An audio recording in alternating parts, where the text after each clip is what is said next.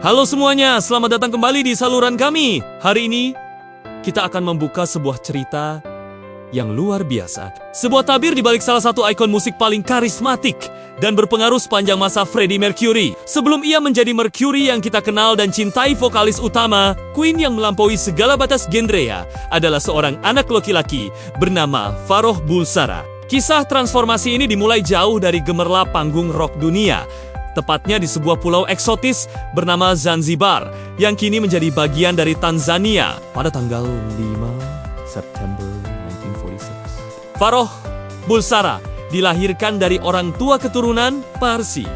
Ini adalah sebuah detail yang sangat penting dalam memahami karakternya. Parsi adalah komunitas penganut Zoroastrianisme yang berasal dari wilayah Gujarat, India. Keluarga Bulsara adalah penganut Zoroastrianisme, salah satu agama tertua di dunia.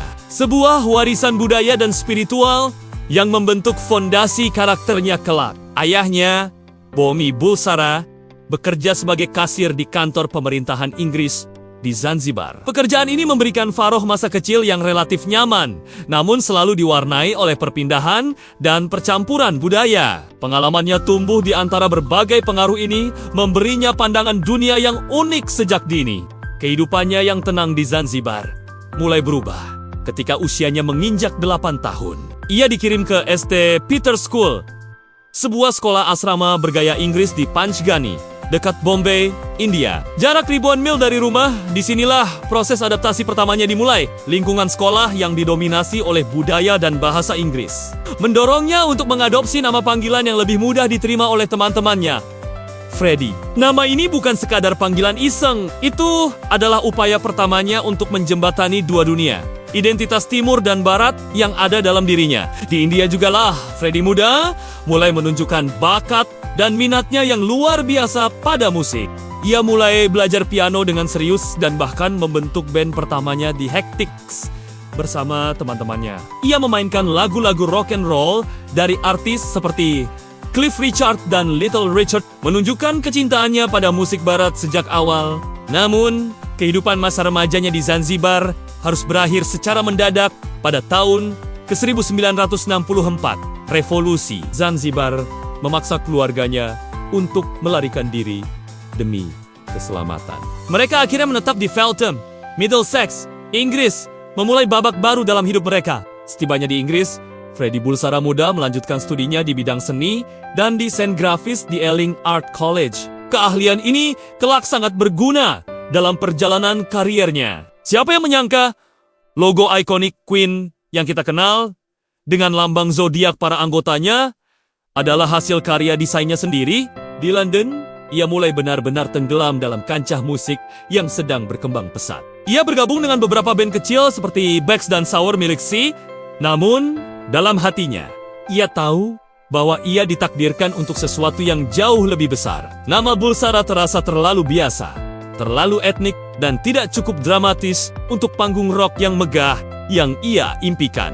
Pada tahun 1970, ketika band legendaris Queen terbentuk bersama Brian May, Roger Taylor, dan kemudian John Deacon, Freddie mengambil langkah monumental dalam mendefinisikan kembali dirinya. Ia tidak lagi ingin menjadi Freddie Bulsara. Inspirasi untuk nama panggung barunya datang langsung dari kreativitas dan karya seninya sendiri. Saat menulis lagu My Fairy King untuk album debut Queen, ia menciptakan lirik yang berbunyi, Mother Mercury, look what they've done to me. Baginya, Mercury melambangkan utusan para dewa, sesuatu yang kuat, agung, dan teatrikal, persis seperti citra yang ingin ia bangun. Keputusan sudah bulat. Nama panggungnya bukan lagi Freddie Bulsara, tetapi Freddie Mercury.